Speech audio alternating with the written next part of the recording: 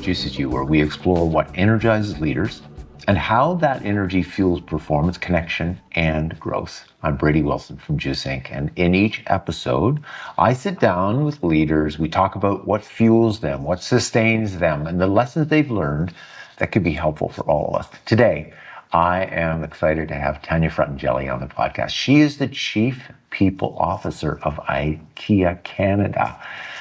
Tanja, welcome. Thank you so much. Great to be here. Yeah. So we'll start today with a question I have been asking business leaders for over 20 years, and it is what juices you, but I want to put a finer point on it. And so, Tanja, you've led organizations through all sorts of transformations. So leadership transformations, culture transformations, business transformations, they all take a massive amount of energy, a massive amount of work. And so what juices you when it comes to leading people and organizations through transformations? And you can go to any part of your journey and leadership, any organization that you work with. But I'm really fascinated to know, because doing transformation well, you do it, and not everybody could say the same thing. So what juices you when it comes to leading people through transformations? No, thank you. Thank you for that. And thanks for the vote of confidence, because there's definitely days where, you question your ability to kind of, continue to manage change. I think you always have to remain humble to that. But It was funny. I mean, I think if I go back, I'll never forget my very first experience with transformation. It was back in probably roughly around 2003. Okay. And I was working for Nielsen. It was AC Nielsen at the time, now Nielsen Marketing. And, it was one of those opportunities where, you get the development opportunity. I was early on in my career. I don't even know if I was the manager of HR yet, or if I was still kind of a business partner. And a boss of mine, Carolyn Parkinson, who I'm still quite close to, she always afforded me opportunities and pushed me and kind of saw potential in me. And I remember she came to me with a challenge because they had decided to outsource the whole operations, including IT, to Tata Consulting. And that's probably a name that people know today, but back then it wasn't really known. And it was quite early on in the transformation, kind of landscape. And I remember even saying, like, well, what does that even mean? Like, what do you mean I have to do? Like, what does this entail? Right. And basically we were, outsourcing all of that operations and transformation to this company that was now going to be based in India, and it was going to impact all of our coworkers. And I think it was over 1,000 people. So it wasn't even a small project that they tackled me with. And I remember my first reaction to her was like, I'm like, so why is it? Because you don't want to do this? And like, are you sure this is like an opportunity for me? And she's like, I believe in you and such. And so that was kind of my first introduction to it. And I learned a lot, through that process. I think I'm still learning today. And it always I always remember that. And the reason I kind of share that is that, what I learned from that moment, what I've kept with me in transformation, is the feeling that stayed with me that time, and it was because even though technically speaking, our function wasn't being impacted, but a lot of people that I had worked with for several years, people that I knew, that now I had to be in the lead of delivering some tough messages for the first time in my career. And really, myself navigating the space that I'd never kind of done before, and learning kind of the ropes of, okay, what are all the things that I have to consider doing? The plan, the execution, the kind of the aftermath afterwards. And what does that mean? It was that feeling that kind of stayed with me in terms of really understanding what this meant to somebody. Like, it was that feeling of knowing that I was impacting somebody's life. Right. And that really resonated with me and has kind of stuck with me. So I think when you ask the question about, kind of the transformation and what energizes me, is that I think there's a couple things, and I've continued that kind of responsibility over my career. And even as I've gone from Nielsen to Conagra, now to IKEA, it's been something that's been part of my responsibility. And I think I've continued to build competence, and I continue to build competence in this space. I don't think you ever really stop learning, because there's not one transformation that's the same, but it's that feeling. But then it's also this element of really understanding that you can help to really be able to impact not just impact people from a negative perspective, but from a positive perspective, right? And so I think what energizes me and what I've learned over the years of managing so many of them, which I think then helps me navigate through it and be a bit of, the light at the end of the tunnel, is to know that there is a light at the end of the tunnel. And what I have to continue to manage is that feeling that people have. So as you go through the change is, really not forgetting and respecting what people are experiencing and making sure that, from my perspective in my role, how do I help support them through those journeys, so that they can get to the other side. And maybe that other side, maybe where they are impacted, and there's a redundancy or there's an opportunity for them to consider something new. Right. Is navigating through. And I think the other piece for me is really just, chunking it down, and that's something I've learned over time too, is that it's daunting, right? This transformation always seems like it's this big thing that we have to do. And I feel like in my role, what energizes me is my capability over time learning of how to chunk the elephant down. I say this all the time is let's not eat the entire elephant. Let's eat little bits. Mm-hmm. And then as we get to each of those milestones, let's celebrate those milestones and help us get to kind of where we need to get to. So for me, it's really that never forgetting that we're talking about people. Yes. We're talking about experiences.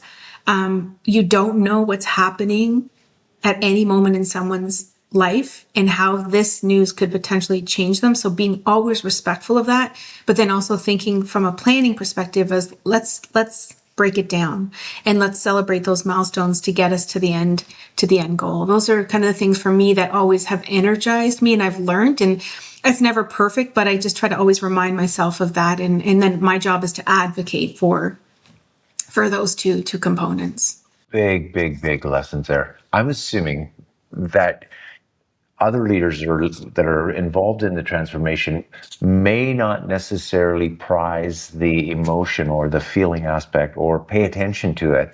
That it's no, this is based on logic. If we lay out, here's what's in it for everybody and how this is going to create so much more efficiencies, etc. And the logical approach, who could argue with that, except that people make decisions for emotional reasons and then justify them with rational reasons. So was that something you just had naturally, that sense of, oh no, this is about the feeling and it's about helping people through that journey emotionally, where other people might just approach it from logic? Where would that come from you? It's funny. I don't think that I thought about it being natural initially. I think it was something that I felt I learned. But then I did realize that I think if I think back to my why, right? And I think, as we've worked together over the years and we've done a lot of the, kind of the exercises around what energizes me, it really boils down to really making sure that I can make a difference in someone's life. And if I go back all the way, to if I really were to reflect and look at kind of what motivated me to focus on that, I think it goes back to my own personal experiences. I remember early on, sometimes not being heard or not being seen, or, I've come from a very traditional Italian family, and, I often am in a dichotomy of at home, I'm this traditional, role. And then I have this career, I have this alter ego of a career that I've done. Right. And I've had to balance that because, I'm the only female in my entire family that's gone to university that has a career. Nobody else does. And so I fought that kind of where I wanted something different. I think my parents wanted something different for me as well, but they also expected a very traditional kind of role. And oftentimes if I really think back, I was often challenged with having to kind of advocate for myself that I wanted to do that for me. And then I saw, and then when I saw that not happening for others, because I knew what it felt like, and it goes back to the feeling. I knew what it felt like to be dismissed, or what it felt like to not be heard, or to remember, to not have a voice, that you could share. That kind of, I think, when I really reflected on it, was really what drove me to say, okay, well, I I know what it feels like to be the underdog. I know what it Yeah. feels like to be the one that isn't popular, the one that, isn't given the opportunity. And I don't want anyone, if I can play a part in helping that person be heard and that makes a difference for them, then I want to play that role. And so, that's kind of like, I think, really who I am. And maybe that's what's driven me to really be able to, have that position heard, in any of the discussions. And I think I have a very privileged position. I don't know, sometimes they said, did you pick this career? I didn't. I fell into it. I happened to do this, but it's kind of funny how fate works. And I'm doing a job that I actually really believe in, and that I know I can have an impact, and I can be the advocate or the ally for people to have those voices heard. So that's, I think, where it really kind of stemmed from for me. And then being able to just then, be that squeaky wheel, sometimes, as I've been referred to, at the table, and make sure that perspective is heard, right? So that, as you say, absolutely logic has a role to play in all of these, because again, I think Sure. as leaders, you have to balance the business together with the people, right? It's always both and. Oh, And, yeah. at the end of the day, we are looking to sustain this business, to ensure we protect it for the future. If I think, that's very much important at IKEA's, we've been around for 80 years. We need to continue to protect it for another 80 years. So that requires the logic to understand, okay, are we doing the right things? But the only way you're going to be successful is by being able to effectively communicate that, but that at the same time, bring in that piece of the people piece, because you're Yeah. not going to get that unless you really take care of the people.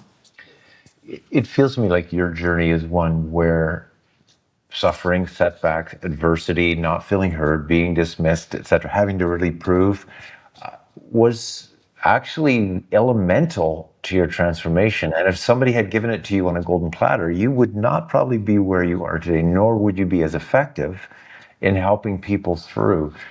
So sometimes people who have paid all those prices of adversity and been transformed, they feel so much compassion and sympathy and empathy for others that they kind of try to ease the path of transformation by taking the adversity out, by taking the suffering out of it.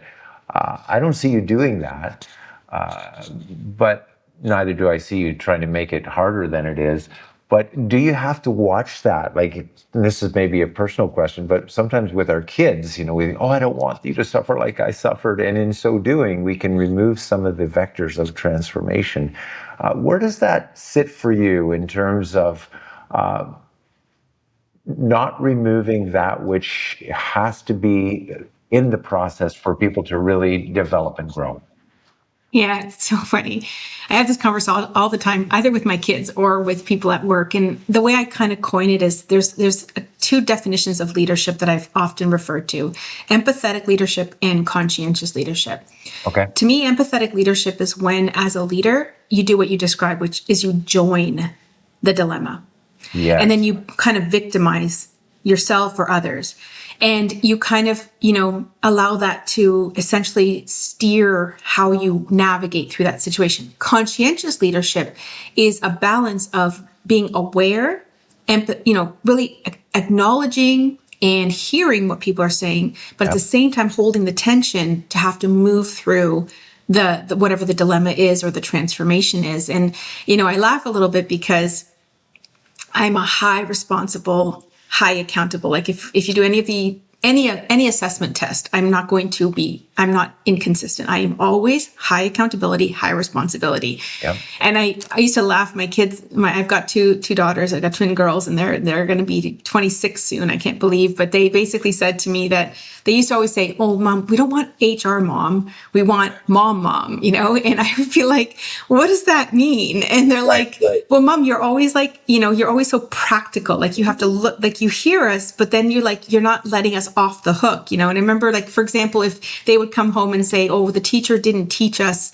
about this math, and now I don't know how to do it, et cetera. And so I would sit back and be like, okay, so you're start off with, so you basically sat in the classroom and you gazed at the chalkboard. Like there was no interaction. They're like, well, no, Mom. And I'm like, okay, but then, so what was it that you learned? And they're like, okay, so was it that you didn't understand? Like, is there something in particular? And because I wanted to really ensure that there was a balanced understanding of the person that's delivering the message and the person that's hearing the message. Yeah. Because everybody has responsibility in that situation, and kind of usurping your responsibility or deflecting your responsibility, I think disadvantages you, whether you're a leader or whether you're a coworker or you're a participant in something. You have to both join that conversation to be able to move it forward. And that's what I mean by kind of that conscientious leadership. And so I've practiced it kind of in both. And I think, even though I come from a place of really, I think I'm extremely intuitive and I can pick up on things, but I think because of my responsibility, I don't know, maybe it is a knack to just like make sure that we're also being equitable and fair about the information, right? Because it's got to be a balance of both, right? Because I don't think anybody gets up on the day and says, I'm going in there to do a bad job, or I'm doing there to kind of make someone's life, miserable. Like it's we have to kind of find that balance. And so it's funny because that one really just triggered that memory for me, because it's exactly that. And I still do to today. Like, it's like, and I think I use that also in work, right? All the time is, I listen, but I don't just empathize. I consciously join so that I can actually help navigate us to an outcome. And that outcome, may sometimes be what the person was expecting, and other times it may not be, but then our job is to help them get to the other side. It feels to me like our journey for the last 30, 40 years, if you think about an ecosystem of high challenge and high support, which grows great kids and also great employees, we've had 30 or 40 years of high challenge, but not as much support. And it feels to me like we've kind of shifted to maybe over supporting and under challenging. But because the feeling, the very first thing you said, the feeling really matters to you. I think what you're doing is making sure that the feeling that people have after the transformation is done is one where they go, yeah, she didn't fragilize me, right? She didn't helicopter me. She didn't do it all for me. She saw my potential and made sure that accountability and responsibility, which I know is important for her, that I brought my part of that. And so I think that's fulfilling for people. I think there's achievement in that. I think there's significance, and I matter, and I contributed to this whole thing. And if we take that challenge out and we give too much support, I don't know that we get real transformation, and we don't move as quickly and as substantively as we need to with transformation. Could you just speak to that for a second, or Yeah. have I just repeated everything you just said? No, 100%. I couldn't agree with you more. I mean, I think it's that being heard. And I think it's interesting because even in a few transformations we're doing, recently, and all the ones I've done kind of in the past where I've been learning it and there was actually a pivotal moment, I can say. It was actually in the pandemic. And sometimes in my role, I think, what I have learned even in this journey is that sometimes I've taken on way too much, right? Yeah. In terms of carrying Yes. the burden to protect people, right? Because Yep. I'm human. Like I do, like that's kind of where I lean to. So it's like I get caught there. And I remember where I was sitting, and we were sitting there, and it was at the beginning of the pandemic, maybe a couple months in, and at that time everything was changing, right? And here I've been, like, at that point I've been doing this kind of work for many years, thought I was pretty knowledgeable. Well, wow, was I ever humbled, right? I had, like, all of a sudden all the laws are changing, the conditions are unprecedented. I have the responsibility at the time of 7,900 coworkers sitting on my shoulders, how I'm going to take care of them, and everybody was looking at me. And I had no idea. I've never done a pandemic before. Like, newsflash, like, hey, people, like, I'm just like you. I have never done this before. Yeah. And I remember, I realized about myself at that moment that I think I had learned to take on a lot of that and be able to kind of come with the solutions. Yes. And almost had a bit of pride of being able to do that. But in this situation, all of a sudden I couldn't. I didn't know. I felt lost. And I remember sitting there with a couple of colleagues around the table. We were almost in tears. Like, we're like, what are we going to do? Yeah. And in that moment, I remember making a really big mistake. So I thought I'd come up with a good plan, right?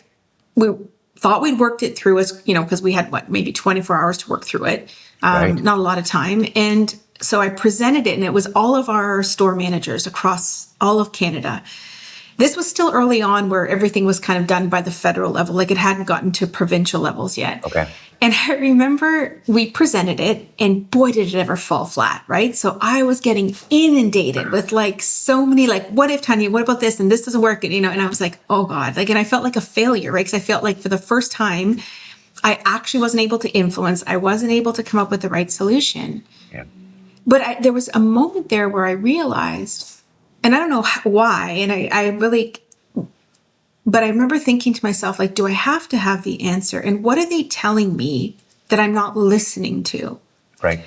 And the moment I realized, and it's funny, like, it came so late in my career, but I sat there and I thought to myself, well, if I listen to some of the solutions they're giving to me, what if I took that back, but instead of coming up with solutions, because it sounds like everybody needs to adjust slightly differently, what if I come back with them with like basically some guiding principles and saying, okay, well, here's our philosophy. These are some of the things we really want to protect.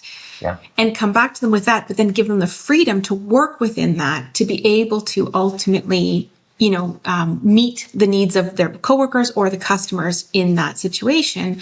And that was a real pivotal point, I think, to speak to what you were asking, is like that allowed me to kind of really be able to hone my listening skills and then not necessarily feel like I had to have all the answers. And I think, as a leader, it was a pivotal point for me. And I've taken that forward in the last, like, now it'll be 7 years in January. I've been with IKEA. And, that was in my first year, because like literally I joined and boom, we had transformation, then we had the pandemic.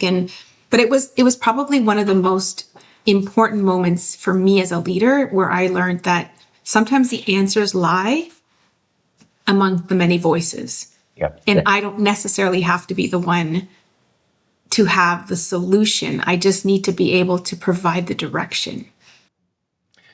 It feels to me like the Achilles heel of the people leader, like chief people officer, is that you care, but you care too much. And I mean, who could argue with caring? We're trying to get leaders to care over the past 50 years. But I think we can over-index on care, especially as a people leader. And then we end up parenting, not partnering. And we sub-optimize their decision-making capabilities, the ideas that they could be bringing to the table. We actually end up owning their engagement versus them owning their own engagement and their own energy levels. And so I love where you've gotten to in terms of, it just feels like a very respectful view of people. You're resourceful. You have good ideas. You have to be accountable, just like I do. And so bring it. And it feels to me like there probably is no successful transformation without that it's mutuality, it's reciprocity, it's always partnering, it's never parenting. It's really, really beautiful what you're sharing there. Yeah, no, and even in our most recent transformation that we're actually having within our people and culture organization in IKEA, it was interesting because I reflected on exactly that. Like, I was reflecting on some of the other transformations that, while we played a part in people and culture, as you say, we advocate for, we're the allies for the coworker, and we should continue to do that. That's what our role is. But I was recognizing that there was just not a lot of success in the adoption of where the transformation was going. And I reflected a lot on that, and I kept asking myself, okay, well, why? Like, what would I need to do differently? What do I need to set as an example potentially that could really, kind of change the way we think about this and really be successful and ensure that we actually support our leaders, right? Because to your point, it's not about only sitting with me, or yes, I have to be the advocate or the ally, but it's all of us, is that reciprocity. They all have to be part of this journey to get us across the finish line. It's never going to just take one or two people. It's usually the village that has to build the transformation. Right. And in this most recent, transformation, I did something a little bolder, which was a little bit out of the protocols at IKEA, where, they had always this philosophy that you needed to keep the information tight. You had a small group of people, but then, when we were ready to communicate, then we would go out to the leaders, and then we would expect them to, to kind of understand and then lead through it.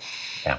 And I realized that that's where it was breaking down, right? Because fair enough that it is their responsibility to lead through it. Sure. But if you think about the change curve, all of us that were on the project were in this journey for a lot longer, and we were able to kind of go through that change curve and have our moments and, have the questions, etc. But now we're arrogant enough to expect that we're going to communicate something, and then within 24 hours, these leaders that influence the many coworkers at IKEA are supposed to just jump on board and be able to lead through this.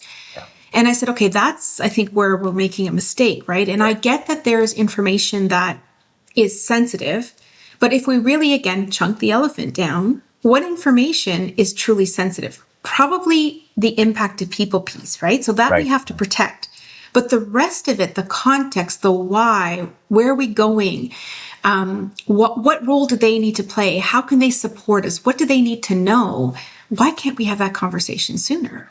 Yeah. And so I deliberately split the two, and I was very conscious about it. And I brought all of the leaders along with me on this transformation. So for us, we're transforming our systems, but we're also transforming the PNC organization. Right. And we needed to help people understand that, because this wasn't just a people and culture transformation. This was hitting every single coworker, whether you were a coworker, a leader, or in people and culture. And I wasn't going to be successful in influencing or getting this across the finish line if people didn't understand. And then why would I perpetuate the same behavior?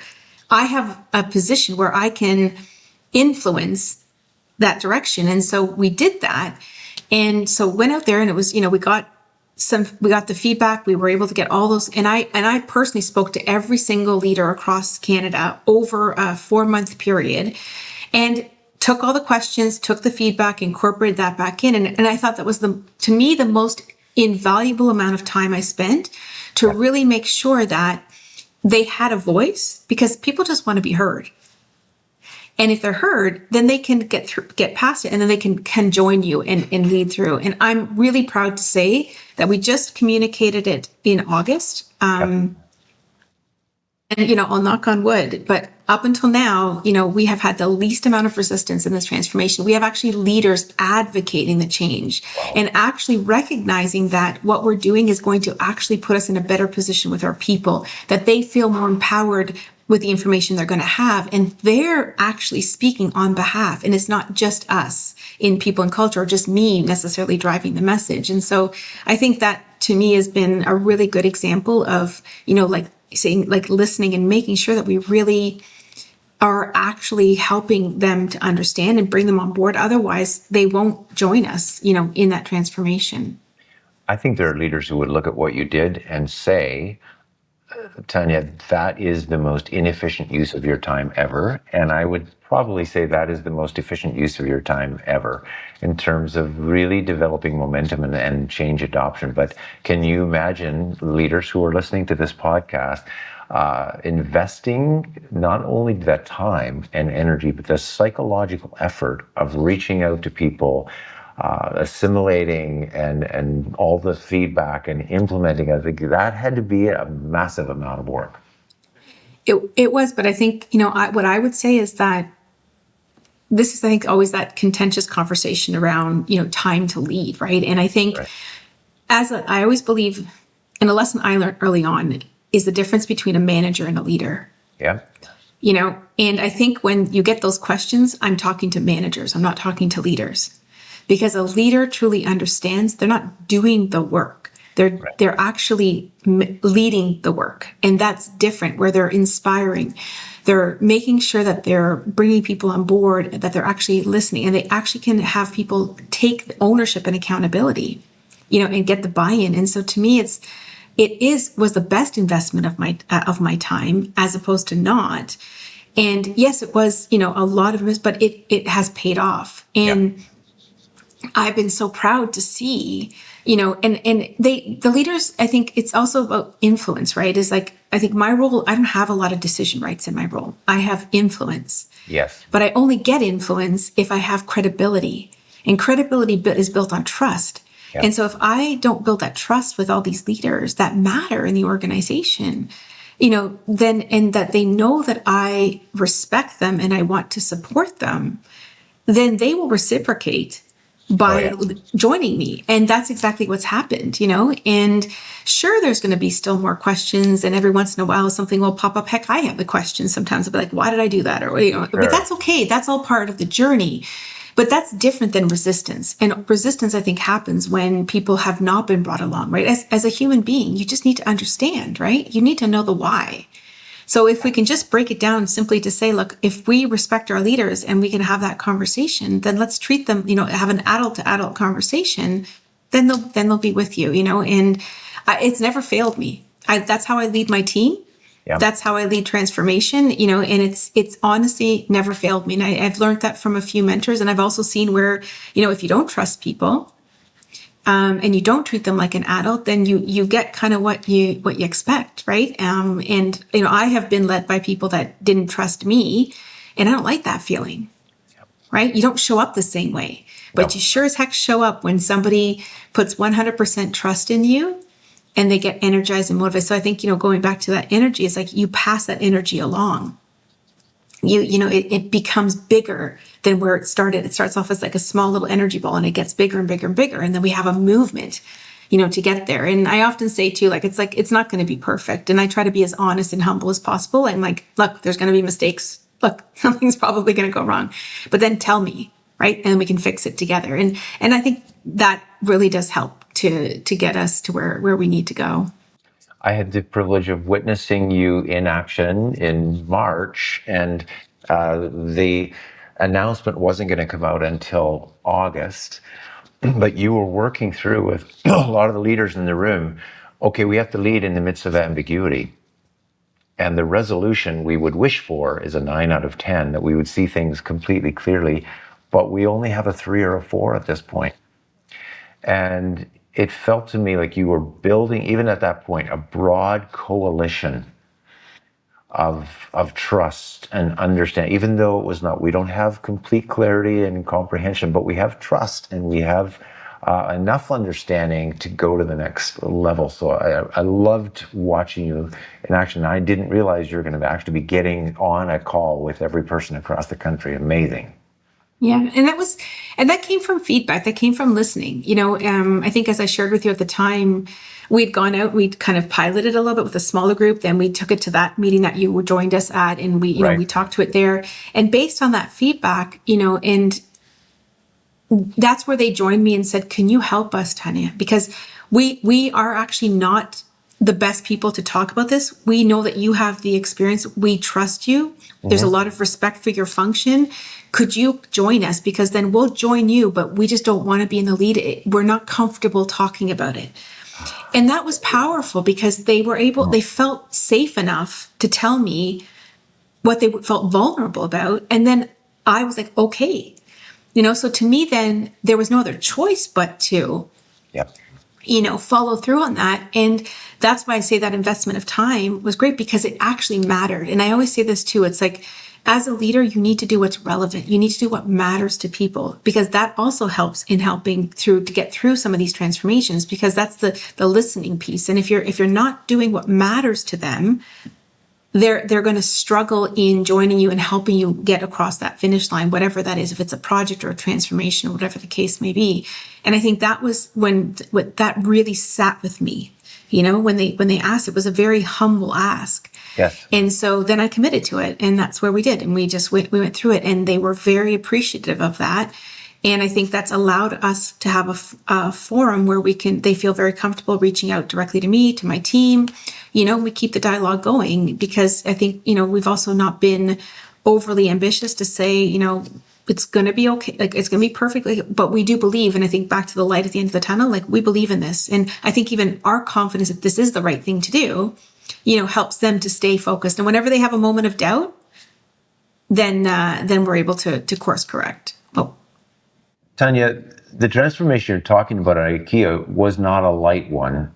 In terms of how talent is developed and the manager's role in really stepping in and determining what sort of talent they needed and interviewing people. I mean, this was like all this stuff that used to rest on the shoulders of people and culture was now being shifted, which was so amazing in terms of what it's going to do for the organization. But it sounds like at this point, people are really, there's a lot of uptake and adoption to that. Yeah, that was interesting. So when we did these sessions and I met with all of the leaders, so it was like, just to give you an idea, like in each of our units, there's like a unit manager, but then there's the steering team. So it was a group of usually between 5 to 12 people that we were meeting with. Mm-hmm. And when we wrapped up the session and we walked them through everything, we always had about 15, 20 minutes of Q&A. And the one piece of consistent feedback we heard to kind of that point was that it really married up to what we have been advocating in terms of our people strategy with, really empowering leaders to be in the lead of that relationship with their coworkers, right? Because I think people think people and culture is that we own that relationship. We don't. We actually, if we own it, we interfere, right? Exactly. I own the relationship with my direct report, my team, but when it comes to the people, we actually are there to support the leaders. We're there obviously to hear, with coworkers if there are issues and concerns, but essentially we shouldn't interfere in that relationship. And so we've been on that journey for several years, empowering our leaders. So I'm a big believer of also not just beginning this journey as part of this transformation, but it was a lot of these setup. So it was the way we were working, our ways of working, our policies, our programs, our talent programs, et cetera. That's all been being put into place. And what was so cool to see was that in these moments when we presented it, they made the connection. They're like, oh, but hang on a second, we're already doing that.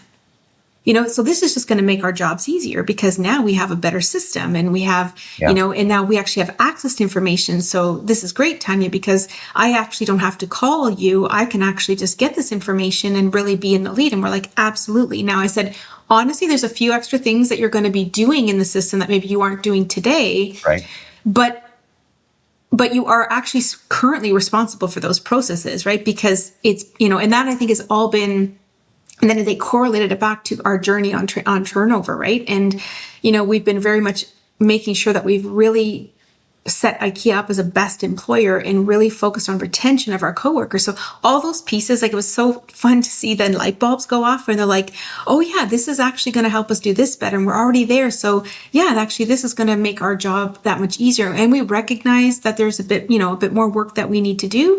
But I said, that's where we join you. We support you. We teach you. And we're not going to like throw everything at you, but we'll work through the annual cycle and help you. And that was like the to me, one of the most enlightening moments where they had that kind of connection. So yeah, it was actually really nice to see that. Okay, so everything we've done, is coming together. And I think that's helped them to understand that it's going to be okay. Absolutely.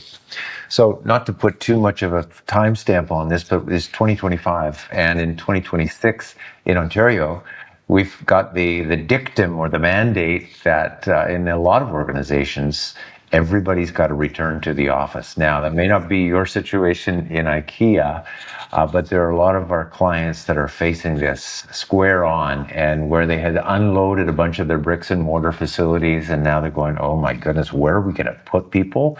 How are we going to respond to this? So that's a transformation. And if you're looking at a much younger Tanya, in Nielsen 22 years ago or whatever it was, if you're looking at younger leaders who have to face this kind of a transformation in terms of return to office, what would you advise them in this situation based on what you've learned? Yeah. Maybe it's already in what you've said, but I think a little bit for sure. I mean, it's definitely a difficult topic, right? I think, if I think about the balance between business and people, there's just some of the realities where a lot of these organizations that have decided this have done it primarily for business, in my opinion. Right. They've got a lot of real estate and it's not being utilized, right? So if I were to put my, kind of leadership hat on, I'd be like, okay, I understand that. But then there's the piece of people, right? And if I were to advise somebody younger in the career, I think it's going back to that really like understanding your culture, understanding your demographics, understanding, what matters to them. Yeah. And then really having to make sure that from a data-driven perspective, you can actually put together a strong business case for, whatever that decision maybe needs to be. If you want to, let's say you want to maintain a hybrid type of environment. Sure. But to go at it from a factual perspective, not an emotional perspective.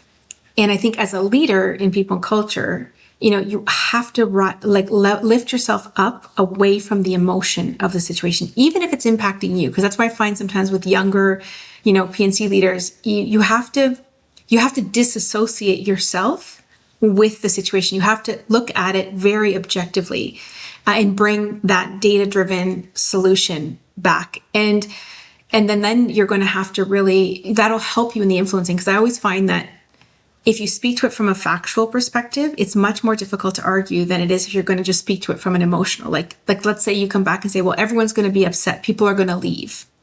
Okay, well, but do you have any data points? Like, what has been your average turnover?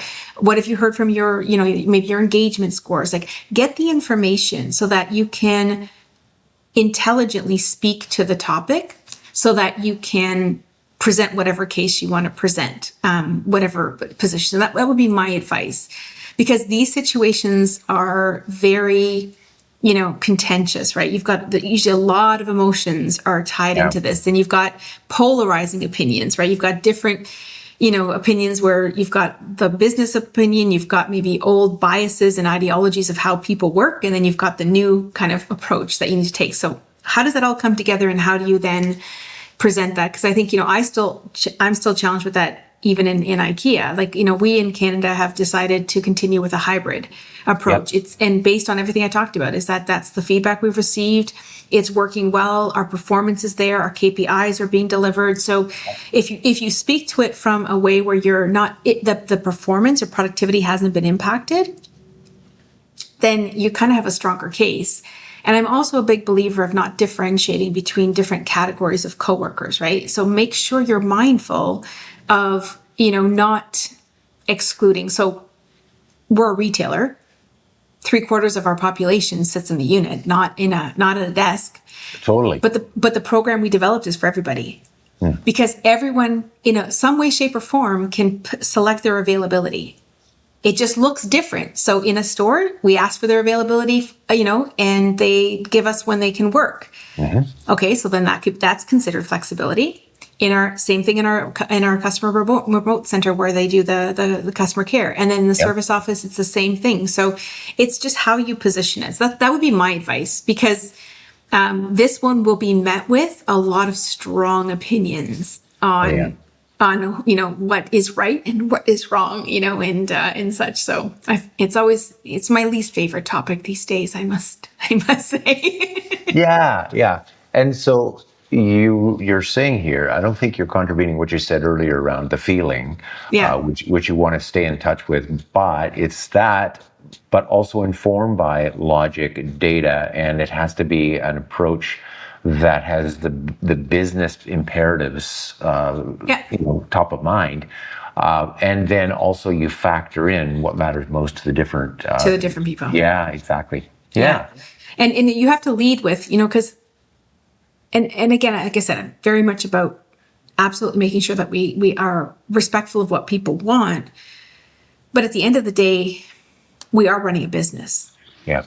Right. So a good leader needs to continue that balance and be able to say, hey, look, at the end of the day, what is important? How do we have to meet the business? Because as a PNC leader, I think this is something that, I often coach and mentor others, is that strong, influential PNC leaders are business people. Yeah. And therefore, you really need to understand what needs to be met. And if you don't start with that, you're not going to be able to influence and be able to advocate and potentially implement things that's a nice balance of the business and the people. You will lose your voice, because you have to be a business person. It's not just about, the people piece, or it's funny when people say, in people and culture, I just love people. That's why I want it's actually a strategic partner. It has to find the balance of the people agenda, but together with the business. And that's what I'd love to continue to help young up and comers in this field understand, because that to me is the make or break of whether you're going to be effective Oh, as yeah. a leader in people and culture. And I think that's something I learned and was able to be very privileged to be mentored on by some fantastic mentors. Yep. And that has, I think, really allowed me to be able to be as effective and successful as I have been, because I have to always make sure that I understand the business, and I have to have that curiosity and tie what's relevant to the people strategy. So I never start with the people strategy. I start with the business and then I apply. So I think in this case, that's the same thing with this topic. Absolutely. I saw some interesting research years ago that said that when executives were polled around, is there one member at the executive table who brings the least value to the table? It was always one particular role that was singled out. It was always HR. Always HR. And so upping our game in the people part of the business around, we understand the strategy, we understand the implications, we have good decision making. We're not stuck in always just being allied so tightly with the human element, but we are very in touch with the business imperatives. It just gives you a voice at the table, right?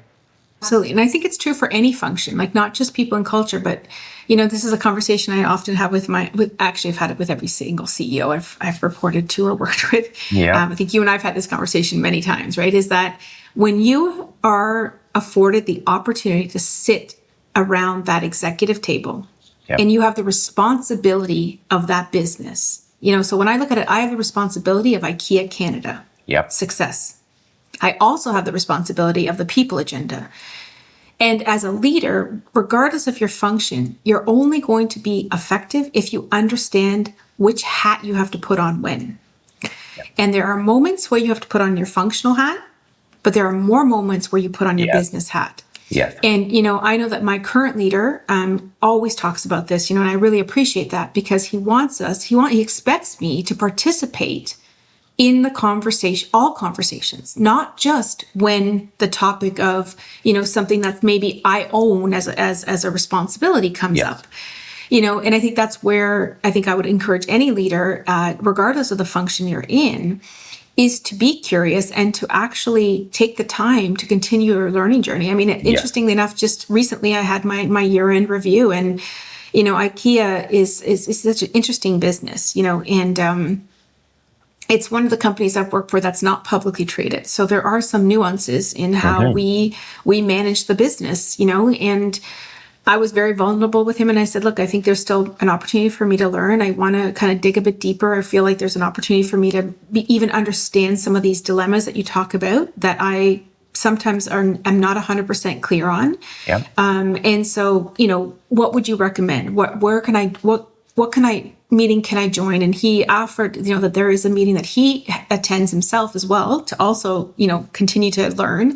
And he says, why don't you join me, Tanja, so that we can, you can also have an opportunity to get more exposure to the financials, that we really understand the correlation between some of the lines in the P&L, and that we really can, also challenge those partners to make sure that we're thinking about all the things, especially when we are, in these challenging times.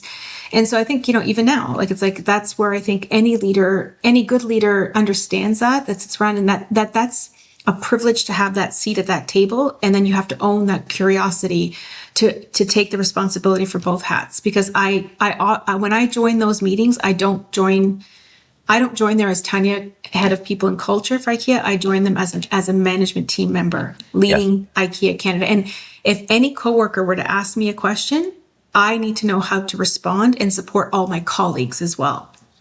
I should be able to take any conversation, not just the conversation on people. Absolutely. Well, not surprising to our listeners why you've been successful at transformations in all the different ways you have: business, culture, people, and a lot here for people to dig into. Tanja, thank you so much. Any last parting wisdom that you want to leave, or anything you want to say just before we let you go back into your busy day? No, well, first off, just a big thanks, Brady, for giving me the opportunity to participate in this with you today. I've always enjoyed working with you and Juice. You always have also offered me an opportunity to keep challenging myself.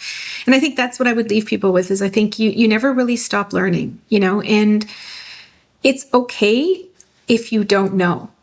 Yeah. And I think being a humble leader, being a vulnerable leader, and always being, transparent is probably one of the most important things. And that authenticity builds so much credibility and it gives you the space, to be able to, develop and grow, but at the same time, build those trusting relationships. And people will join you when you, at the end of the day, are just your authentic self. Right. We're going to put a pin in it right there because it couldn't be more beautifully said than that. Thank you so Thank much. you. Thank you as well.